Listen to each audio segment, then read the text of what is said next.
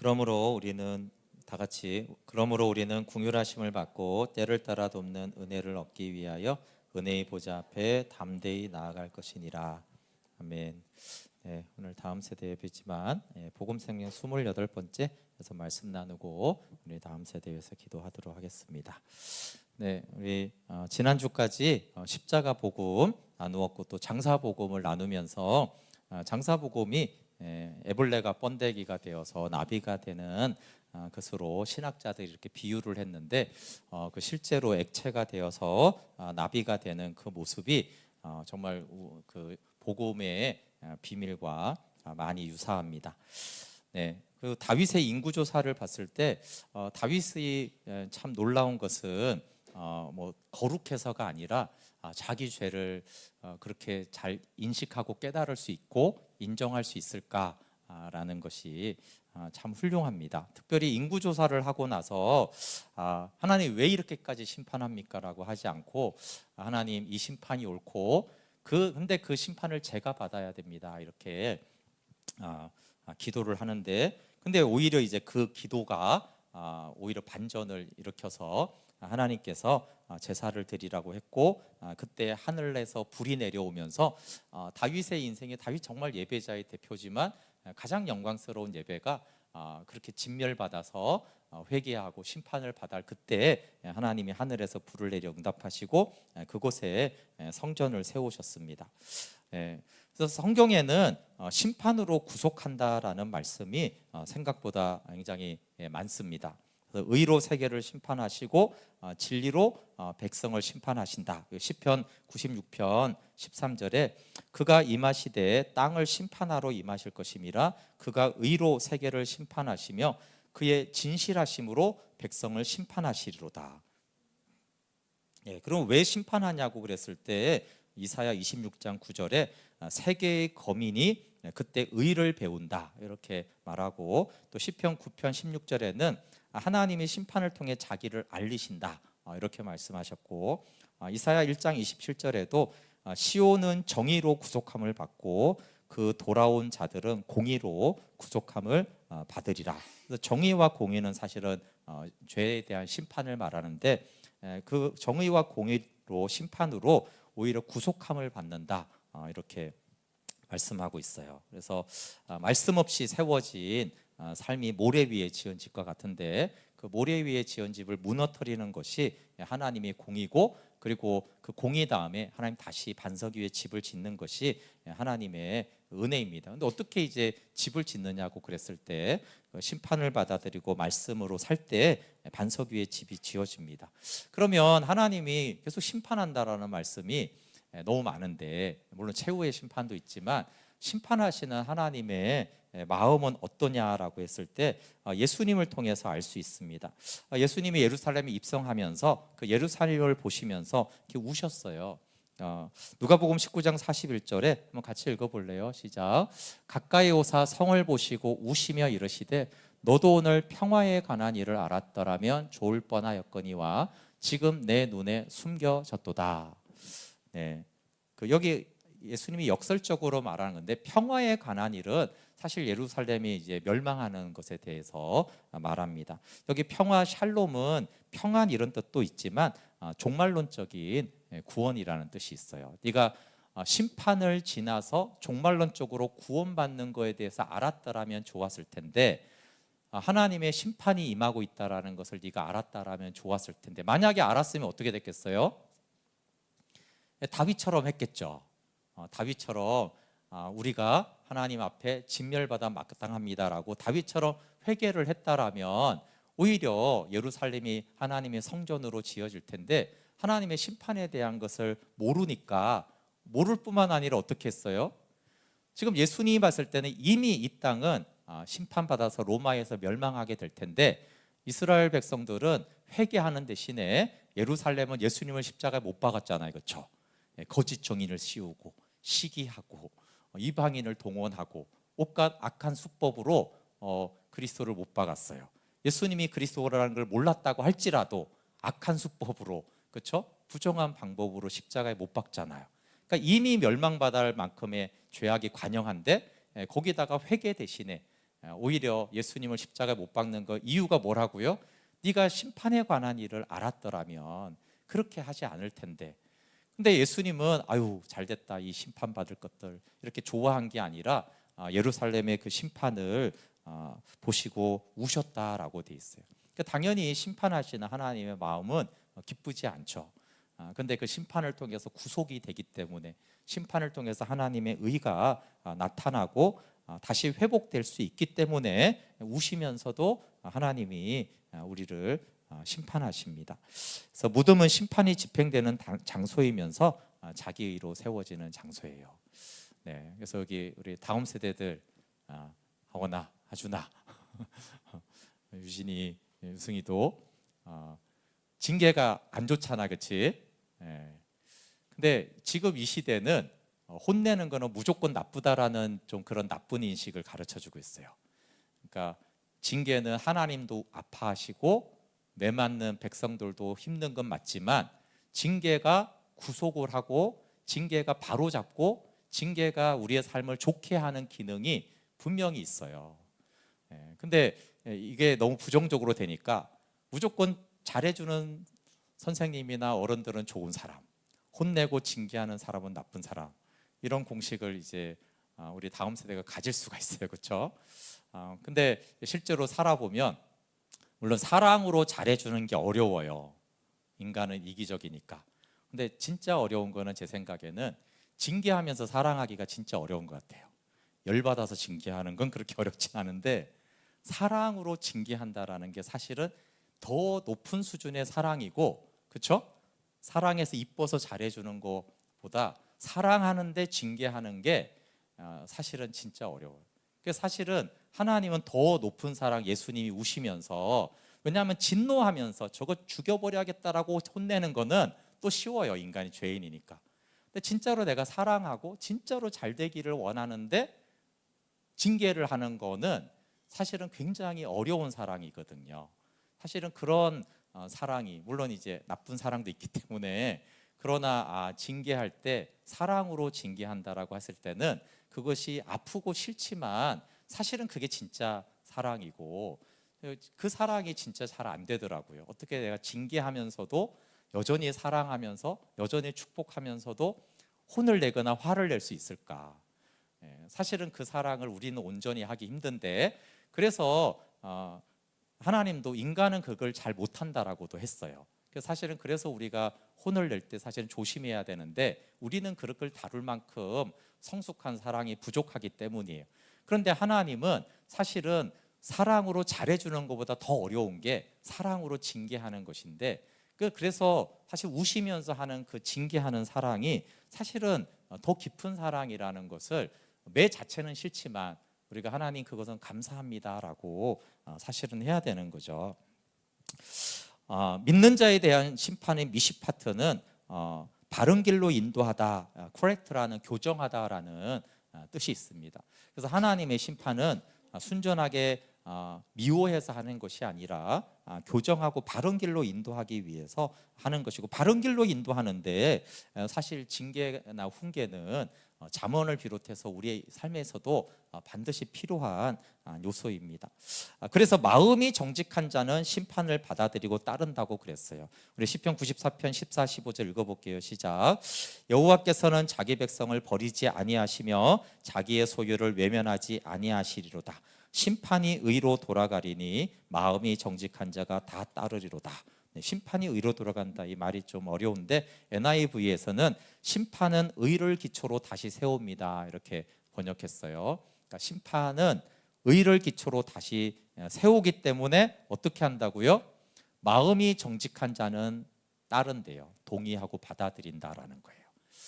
그러면 심판을 거부하는 사람은 누구예요? 마음이 안 정직한 거예요. 마음이 거짓된 사람은 내가 왜 혼내야 돼?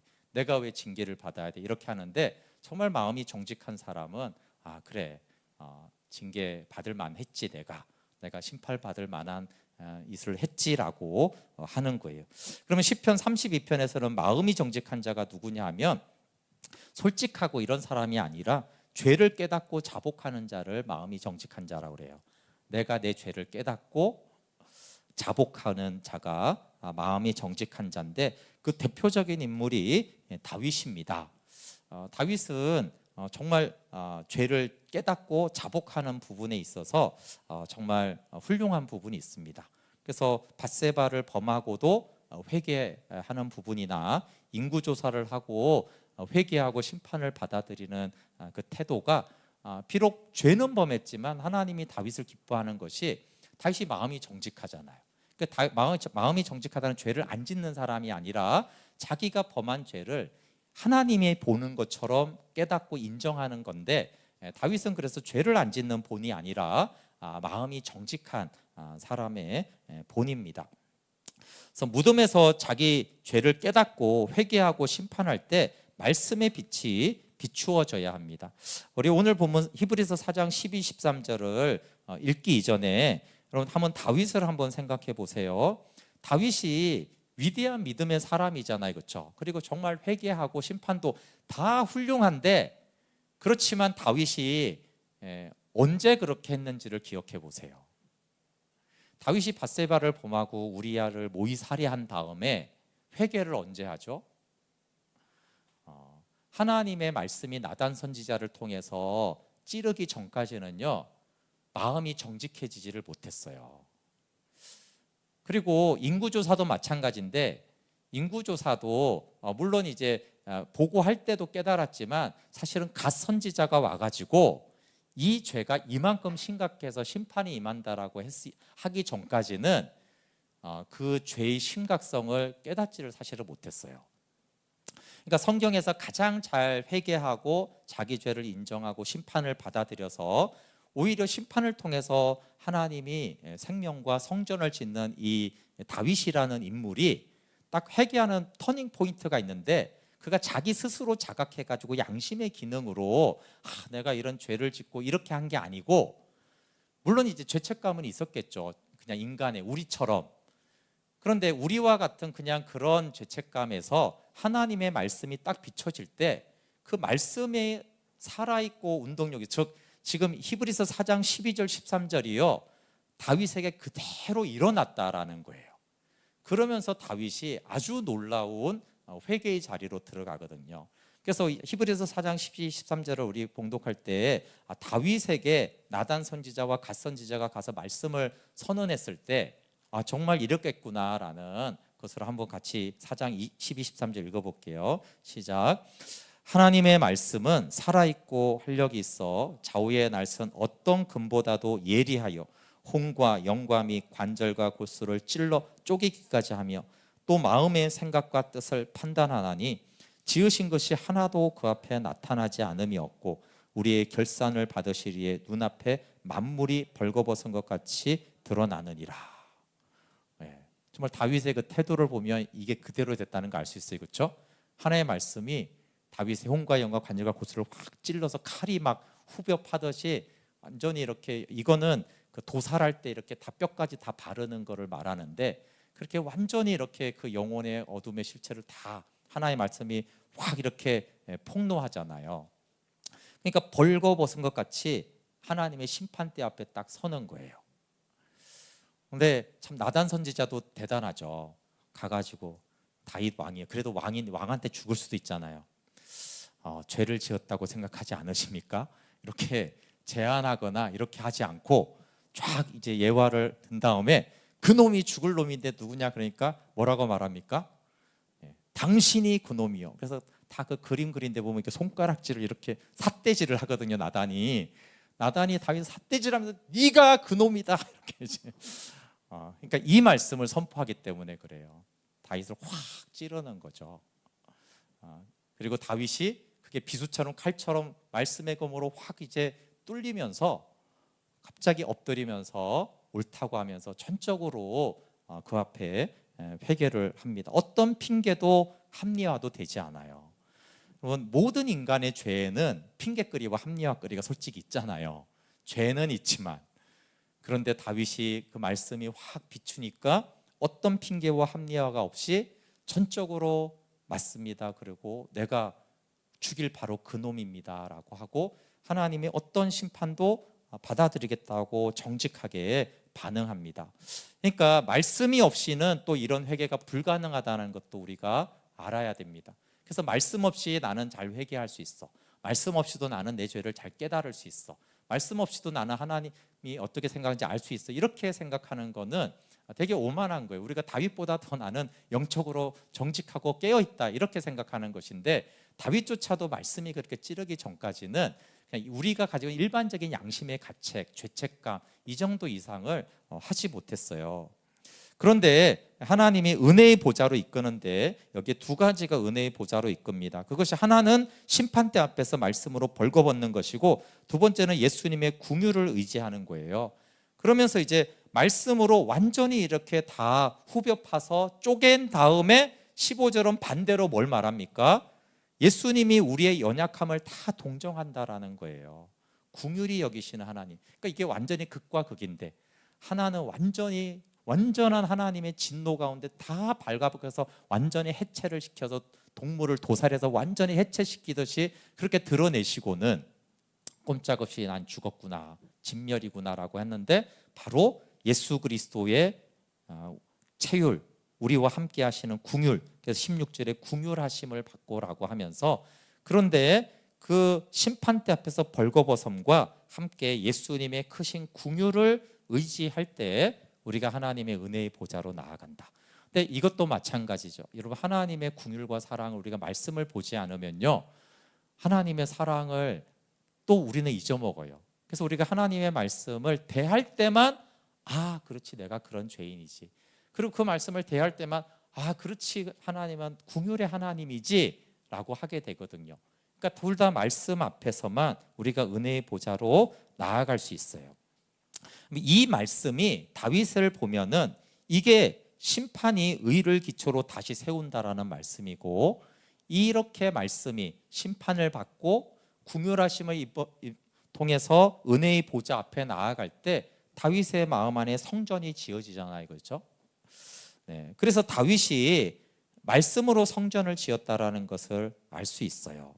그래서 나단과 갓이 살아있고 운동력 있는 말씀으로 다윗의 죄를 다 드러내고, 또 사실 책망합니다. 부드럽게, 아무리 왕이라고 해도 그렇게 말하지 않았어요. 굉장히 신랄하게 아주 찌르듯이 네가 그놈이다라고 하면서 아주 신랄하게 책망을 하죠. 그리고 가감 없이 다윗에게 아들은 죽을 거다 이렇게 말을 해요. 사실 이런 말들이 쉽지가 않잖아요, 그렇죠? 근데 아주 신랄하게 말씀과 심판을 엄밀하고 두렵게 나단이 선포합니다. 근데 이제 이 책망과 심판에 대한 다윗의 반응이 옳습니다 이렇게 하잖아요, 그렇죠? 네, 시편 51편 4절 한번 같이 읽어볼게요. 시작. 내가 주께만 범죄하여 주의 목전에 악을 행하였사오니 주께서 말씀하실 때 의로우시다 하고 주께서 심판하실 때 순전하시다 하리다. 네, 주께서 심판하실 때 옳습니다. 근데 이 심판이 막연한 게 아니잖아요. 당신의 태어난 아들은 죽을 것이요라는 이 말에 옳습니다 이렇게 받아들입니다. 그리고 실제로 아이가 죽은 다음에 어떻게 합니까? 원래 음식을 안 먹었잖아요. 그런데 아이가 막상 죽고 나니까 오히려 깨끗이 하고 하나님께 나아가서 경배하고 절합니다. 완전한 심판의 받아들임이죠. 그렇게까지 할 필요가 있을까? 신하들은 이해하지 못했는데 다윗은 그렇게까지 심판을 경배로 받아들입니다. 근데 여러분, 심판을 받아들인 다윗에게 하나님이 주신 놀라운 선물을 보면 그것도 하나님의 심판을 어떻게 보는지가 참 신비합니다. 우리가 알듯이 그 밧세바를 통해서 하필 솔로몬을 준단 말이에요, 그렇죠? 다른 여인을 통해서도 메시아의 계보를 이을 수 있을 텐데, 하필 그 심판을 받아들인 그 통로인 밧세바를 통해서 솔로몬을 주고, 또 솔로몬에게는 여디디야, 여호와께 사랑을 입은 자라는 이름을 주십니다. 그래서 다윗을 보면은 밧세바 때는 나단 선지자, 인구조사 때는 갓 선지자, 그러니까 다윗조차도 말씀에 의해서 말씀을 받아들이고 그 다음에 심판을 받아들였을 때, 밧세바 때는 솔로몬을 선물로 주시고 인구조사 때는 성전을 짓게 하세요. 근데 완전히 또 이 결과는 반대인 것이죠. 그래서 우리가 죄 가운데 심판을 받아들이고 그 심판을 받아들이는 제사, 그러니까 밧세바 때는 아이가 죽고 경배를 드리는 그게 예배잖아요, 그렇죠? 경배고 인구조사 때는 번제단을 드렸단 말이에요. 둘 다 심판의 제사를 드렸어요. 근데 오히려 그 심판의 제사를 드린 다음에는 솔로몬이라는 선물을 주시고, 인구조사 때 심판의 제사를 드릴 때는 하늘에 불이 내려오면서 하나님의 집을 짓도록 하나님의 영광이 임하는, 또 이게 완전히 이렇게 반대의 놀라운 선물을 줍니다. 그래서 다윗이 이 말씀 심판을 저항했다라면 고통이 가중되었겠죠. 그래서 다윗같이 하나님 마음이 합하고 또 믿음의 용사요 헌신에도 불구하고 자기 공로나 변명하지 않고 정직하게 심판을 받아들입니다. 근데 우리는 하나님의 심판도 우리의 상식하고는 약간 예외지만, 근데 이 선물은 더 예외인 것입니다. 그렇다고 뭐가 그렇게 이쁘다고 솔로몬을 주실까? 그리고 그 솔로몬을 특별히 보통 축복한 게 아니잖아요, 그렇죠? 여디디아라는 이름만 준 게 아니라 솔로몬을 얼마나 하나님이 축복해 주세요. 어떻게 보면 저주의 자식인데. 그리고 인구조사도 마찬가지예요. 그래서 솔로몬, 여디디아, 하늘의 불로 심판의 제사를 받고 성전을 짓게 한 것은 하나님이 심판을 받아들이는 자를 또 어떻게 보시는지를 보여주는데, 우리 생각에는 잘못한 사람이 잘못한 걸 다 아무리 겸손하게 받아들여도 그래, 그러면 회개했으니 나쁘진 않네, 이 정도인데 하나님은 어떻게 보신다는 걸 말하는 거예요. 하나님은 죄인이 심판을 받아들이면 너무 기뻐하고 사랑하는 거예요. 우리는 사랑하지는 않잖아요. 심판을 받아들인다고. 나한테 되게 잘못했는데 그 사람이 아무리 잘못을 인정한다고 해서 엄청 사랑스럽지는 않잖아요. 근데 하나님은 심판을 받아들이고 나면요, 너무너무 사랑스럽고 기뻐해요. 그래서 솔로몬과 이 성전은, 하늘의 불은 하나님의 최대의 기쁨의 표현이거든요. 웬만큼 순종해가지고 이런 큰 복을 받기가 힘든데 굉장한 순종을 했을 때보다 더 엄청난 좋은 선물을 주는 것은, 심판을 받아들인 이 장사복음에 연합한 자를 하나님은 얼마나 기뻐하고 사랑하는지를 사실은 우리에게 말하고 있는 것이죠. 그래서 심판도 우리 생각하고 상식하고 좀 의외지만, 심판을 받아들였을 때 그래, 네가 인정했으니까 넘어가자, 이런 게 아니라 하나님은 굉장히 기뻐하세요. 그래서 장사복음은 굉장한 복음인 것이고, 하나님 편에서는 엄청나게 기쁘고 부활 생명으로 나아가게 하고 성전을 짓게 하는, 하나님 편에서는 엄청나게 기쁘고 중요하고 소중한 것이라는 것을 다윗을 통해서 알 수 있어요.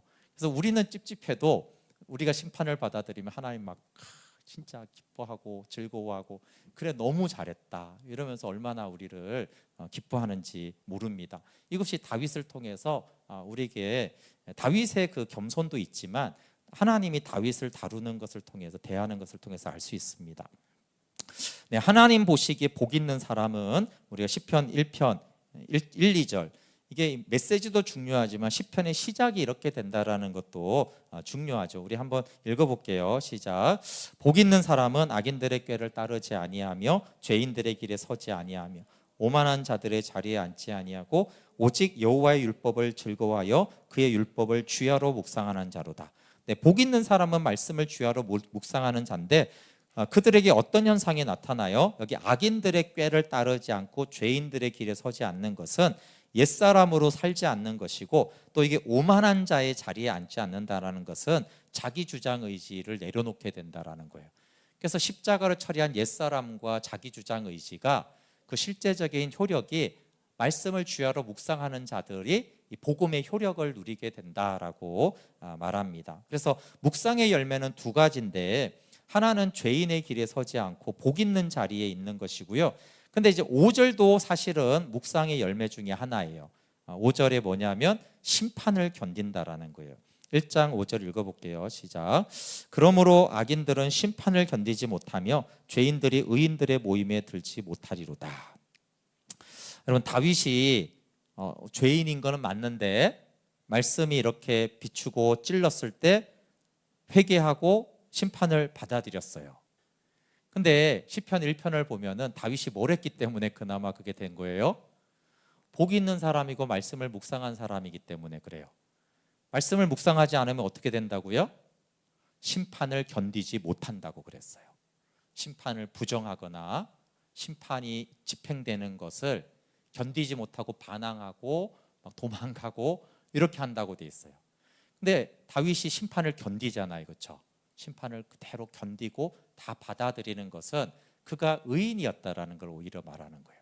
그래서 의인과 악인에게 다 심판이 집행이 되는데, 의인은 말씀을 묵상하고 복 있는 사람은 이 심판을 견디고 오히려 다윗처럼 하나님의 기쁨과 선물을 받는데, 악인은 심판을 견디지 못하죠. 그래서 심판으로 인하여서 다시 성전을 짓지 못하고 의인의 모임에 들지 못한다라는 것은 그대로 그냥 죄인은 심판이 거절하기 때문에 멸망의 길로 간다라는 것입니다. 그래서 말씀 앞에 드러나는 죄악을 보고 심판을 받아들인 그 다윗의 모습을 심판을 견뎠다 이러는 거예요. 근데 말씀을 떠난 악인은 당연히 말씀도 듣지 않고, 말씀을 듣지 않으니 심판을 받아들이지도 않을 것이고, 또 심판이 집행이 될 때 그 말씀으로 회개하지 않았기 때문에 당연히 그 심판을 옳습니다라고 경배하고 그러지 못하죠. 당연히 그러니까 성전은 지어지지 않으면 심판은 뭐가 돼요? 그냥 재앙이 돼요. 심판이 생명이 되거나 성전을 짓는 게 아니라 악인에게는 그냥 심판은 그냥 재앙일 뿐이에요. 그런데 의인에게는 이게 생명이 되고 다시 연합이 되고 성전이 지어지는 것이 된다라는 것이 시편 1편에서 중요하게 말하는 거예요. 그래서 무덤의 상황에서 굉장히 중요한 것이 말씀을 통해 그리스도와 함께 거하는 것입니다. 그래야지만 다윗처럼 생명을 얻고 오히려 성전이 지어지는 은혜를 입는데, 심판의 말씀을 먹어야지만 우리가 부활의 생명에 연합되기 때문입니다. 그리고 이제 이 심판이 또 하나 중요한 요소가 있는데, 그것은 최후의 심판과 연관이 되어 있습니다. 우리가 최후의 심판은 재림 때 믿는 자도 하나님의 심판 때에 다 선다고 로마서 14장에 말했어요. 그리고 믿는 자도 고린도후서 5장 10절에 보면 선악간에 그 몸으로 행한 것을 다 그대로 보응을 받는다 그랬어요. 그러면서 또 고린도전서 3장 13절에 불로 시험하는 공적이 있다. 그래서 공적이 있는데 불이 이렇게 시험을 할 때 불타버리면 아무것도 그 사람은 상이 없고, 불이 지나가는데도 남아있으면 그 사람은 상을 받는다, 이렇게 말씀하고 있어요. 그리고 디모데후서 4장 8절에는 사역자들도 다 주님이 심판하신다. 또 골로새서 3장 23절 24절에도 주께 무엇이든지 주께 하듯 하면 기업의 상을 받는다. 그러니까 이 최후의 심판에 대한 말씀이 재림이 아주 중요한 진리고, 그때 심판이 있습니다. 그런데 우리가 이 땅에서 심판을 받지 않으면 최후의 심판 날이 어떻게 되겠어요? 이거는 우리 상식으로도 알 수 있어요, 그렇죠? 계속 선생님이 있고 학생이 있는데 쟤는 계속 징계를 혼을 안 나. 3년 동안 혼 안 나는 애는 어떻게 되겠어요? 마지막에 탈락이죠, 그렇죠? 뭐 제대로 거기서 상을 받고 졸업하겠어요, 그렇죠? 계속 심판을 거절하는. 근데 오히려 물론 칭찬과 사랑도 받지만 중간중간에 혼도 나고, 그렇죠? 눈물도 흘리고 아프기도 하고 또 사랑도 받고 상도 받고, 사실은 이렇게 상도 받고 혼도 나고 그러면서 그 과정을 잘 통과한 그 학생이 졸업식 때 영예로운 것이 아니겠어요, 그렇죠? 근데 단 한 번도 나는 절대 혼나지 않겠어, 절대로 뭐라고 하는 건 안 듣겠어. 그럼 마찬가지로 믿는 자라도 나는 징계가 싫고 나는 심판이 싫고 나는 혼나기 싫고, 이런 사람은 마지막 날에 그리스도의 심판대 앞에서 믿는 자라도 선악간 행한 일을 다 직고하고 하나님의 심판이 있을 그때 엄청나게 부끄럽고 수치스러운 날이 될 거라는 거예요. 그래서 부활하신 주님은 심판날까지 두 가지 기능을 하시는데, 좀 전에 설명한 대로 하나는 히브리서 7장 25절에 믿는 자의 중보자가 되시고, 하나는 히브리서 12장 7절에 징계자가 된다라고 말하세요. 그래서 부활하신 주님은 믿는 성도들을 한편으로는 끊임없이 변호해 주시는 중보자가, 용서자가 되시고, 한편으로는 징계자가 되세요. 근데 사실 이게 바른 양육이잖아요, 그렇죠? 한편으로는 우리를 징계하시고 한편으로는 끝없이 우리가 정죄당하지 않도록 변호해 주시고, 그래서 하나님의 사랑으로 돌이키는 이 두 가지 기능을 똑같은 히브리서에서 말하는 거예요. 그러니까 이 징계와 중보, 변호는 반대 같지만 사실은 최후의 심판대 앞에 서기 위해서는 우리 가운데 한없는 주님의 변호와 용서와 사랑과 함께 징계가 있어야 되는 것이죠. 그래서 작년이든 다음 세대든 이 변호와 징계가 사실은 사랑 안에서 되어질 때 사실은 마지막 그날이 행복하게 되어집니다. 그래서 현재 생명을 누리는 자는 하나님의 그 마지막 심판대 앞에서 담대하게 서게 되는 것이죠. 그래서 생명을 얻고 하나님의 사랑 안에 거하는 자는 최후의 심판이 기다려지고 즐거운 날이지만, 이 땅에서 심판을 거부한 자들은 사실은 최후의 심판이 굉장히 두려운 것입니다. 그래서 무덤의 효력은 두 가지인데, 하나는 현재 예수님과 연합해서 교만한 것을 심판받고 다윗처럼 인정하고 마음이 정직하게 생명으로 성전을 짓는 것이고, 그리고 또 하나는 최후의 심판날에 미리 우리가 매를 맞은 자들은 그날에 영광스럽게 되는 거예요. 그래서 하나님은 마지막에 우리를 천국으로 받아들이기 전에 그날을 영광스럽게 하기 위해서, 그렇잖아요. 그냥 단순하게 수능 날만 봐도 그날을 영광스럽게 하려고 우리가 참기도 하고 인내도 하고 절제도 하고 하는 거잖아요, 그렇죠? 그러니까 하나님도 그날의 영광스러운 날로 우리를 주시기 위해서 사실은 그날에 방해가 되는 것들을 사실은 심판하시는 거예요. 그래서 심판은 현재 생명으로 살게 할 뿐만 아니라 미래 그날에 주님의 재림의 날에 우리를 기쁜 그리스도의 신부로 기쁘게 잔칫날로 받아들이기 위해서 사실은 우리 가운데 심판하는 기능도 있습니다. 그래서 십자가 죽음에 연합된 자는 장사됨에 연합해서 심판의 무덤으로 들어가야 합니다. 에블레가 나비가 되기 위해서는 번데기의 과정이 필요합니다. 고린도서 5장 17절에는 누구든지 그리스도 안에 있으면 새로운 창조물이잖아요, 그렇죠? 새로운 나비와 같다. 그러니까 에블레가 나비가 되었다. 이전 것은 지나갔고 새 것이 되었다라고 했을 때 사실은 에블레가 번데기 안에서 무덤에 들어가서 녹아지는 과정이 필요합니다. 그럼 번데기가 없는 나비는 에벌레인지 나비인지 엄청 헷갈릴 거 아니에요, 그렇죠? 자기가 에벌레인지 나비인지 번데기가 없어요. 그러면 이제 헷갈리는 삶인 것이죠. 그래서 날마다 심판의 말씀을 받아 먹지 않으면 우리가 옛사람과 육신의 삶에 함몰되고 복음을 알지만 자꾸 자기를 실현하고 교만해집니다. 그래서 다윗조차도 심판의 말씀으로 심판을 받아들였다라는 것을 생각할 때 우리는 오죽하겠나라고 생각해야 돼요. 이런 다윗이 밧세바를 범하고 우리아를 죽이는 걸 쟤는 특이한 죄를 지었네 이렇게 생각하는 거는 진짜 오만한 생각이에요. 다윗은 성경의 가장 영적인 사람 중에 하나인데 왜 성경은 가장 영적인 그 사람이 심각한 죄에 빠지고 그걸 회개하는 것을 보여주는가에 대해서 깊이 생각해야 돼요.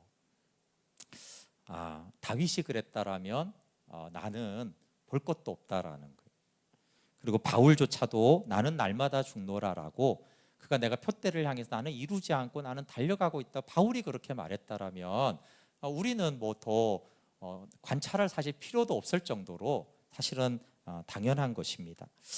근데 이제 안타까운 것은 장사복음이 많이 부정적으로 인식이 되고 있어요. 물론 광야나 이런 메시지로는 간접적으로 우리가 장사복음이 교회 안에 있지만 여전히 심판, 징계 이런 거는 뭔가 부정적으로 자꾸 인식이 되는 거에 대해서 아니다. 인간의 심판은 부정적인 요소가 분명히 있습니다. 그런데 하나님의 심판은 다시 말하지만 더 높은 차원의 사랑이에요. 그래서 하나님이 다윗을 이기게 하실 때도 사랑이죠. 사실은 하나님이 다윗을 징계하시면서도 계속 사랑하는 그런 사랑이요. 인간은 절대 알 수도 할 수도 없는 사랑이에요. 근데 하나님은 굉장한 사랑으로 우시면서도 다윗을 심판하시면서 지극한 사랑이에요. 그래서 예레미야서나 이런 데서 왜 심판을 말하면서 영원한 사랑과 인자를 계속 말하는지. 근데 다윗이 놀라운 건 그걸 알았다라는 거예요, 그렇죠? 제가 지난주에 말한 대로 굴 속에서 유다 광야에서 엄청난 심판이 몰려오고 있는데 다윗이 놀랍게도 하나님은 선하시고 인자하시다라는 거예요. 그걸 이해한 것이죠. 다윗은 하나님의 심판은 다른 것이다. 사실 하나님이 나를 이렇게 심판하는 것은 더 지극한 인자하심의 한 사랑이라는 것을 다윗이 이해하고 그 현장에서 찬양하고 있다라는 것이 놀라운 또 그의 믿음이고 예배죠. 그러면 주님이 함께하는 무덤에 의외로 부족함이 없습니다. 왜냐하면 인자하심이 있기 때문에 그래요. 그래서 부족함이 없는 광야를 하나님이 이렇게 말씀하시죠. 신명기 2장 7절 같이 읽어볼게요. 시작. 내 하나님 여호와께서 내가 하는 모든 일에 내게 복을 주시고 내가 이 큰 광야에 두루 다님을 알고 내 하나님 여호와께서 이 40년 동안을 너와 함께 하셨으므로 내게 부족함이 없었느니라 하시기로. 네, 아멘입니까? 네, 아멘이 돼야 됩니다. 근데 실제 이스라엘 백성 중에 이걸 아멘한 사람은 거의 없어요. 광야 40년? 아유, 고생 진짜 좀 많이 했는데 40년 동안 그렇게 했지, 이렇게 대부분 생각하는데, 그래서 광야 40년을 이렇게 말하는 거예요. 하나님이 네가 하는 모든 일에 복을 주셨고 너와 함께 하셨고 네가 부족함이 없게 했다라는 거예요. 이게 광야와 심판에 대한 하나님의 눈으로 보는 시각이라는 거예요. 근데 땅에서 보면 아니잖아요, 그렇죠? 뭐 취미 생활을 하나, 뭐 제주도로 여행을 갈 수가 있나, 뭐 게임을 할 수 있나, 취미, 여가 뭐 이런 거 광야에서 뭐가 있어요, 그렇죠? 부족함 투성인데 이게 하나님의 인자함이 광야와 심판으로 나타나는 것을 알았을 때, 그리고 실제로 이게 인자함 안에서 이루어지기 때문에 돌이켜보면 부족한 게 하나도 없는 거예요. 그래서 8장에도 계속 나와요. 네가 발이 부러졌는지, 옷이 없어졌는지, 굶은 적이 있는지, 목마른 적이 있는지 한번 봐라. 돌이켜보니 하루도 없는 거예요. 여호와는 나의 목자시니 내게 부족함이 없다라는 고백이죠. 그래서 가혹하지만 심판은 주님의 지극한 인자와 사랑의 표현입니다. 여러분, 원래는 기쁨의 땅을 악평하고 모세를 죽이려고 하다가 그래서 하나님이 진멸하려고 했어요. 근데 진멸하는 대신에 보낸 것이 광야예요. 이거 자체가 인자함이죠, 그렇죠? 지옥 보내지 않고 광야로 보낸 그 자체가 사실은 인자예요. 하나님이 나를 광야로 보냈다 그러면 그게 심판 같지만, 심판이죠. 그러나 원래 내가 진멸돼야 되는데 하나님이 나를 광야로 보냈구나. 그리고 광야로 보낼 때까지만 해도 뭔가 굉장히 막 혼나고 막 미움받을 줄 알았더니 돌이켜보니 부족함이 하나도 없었고 항상 함께 하셨고 항상 복을 주셨다라고 하나님 말씀하세요. 그래서 실제로 보면은 광야는 생명을 얻게 할 뿐 아니라 모든 필요를 공급했습니다. 그래서 광야의 특징은 가장 척박하고 하나님을 아는 데 가장 좋은 장소입니다. 만나와 구름 기둥과 불 기둥, 모세와 성막 예배가 매일 공급이 되었습니다. 그럼 한번 생각해 보세요. 지금 딱 하루만 하늘에서 만나가 내리면 어떻게 생각하세요? 내일 하늘에서 만나가 내려요. 어마어마한 기적이잖아요. 전 지구의 인구가 먹을 수 있는 만나가 내려.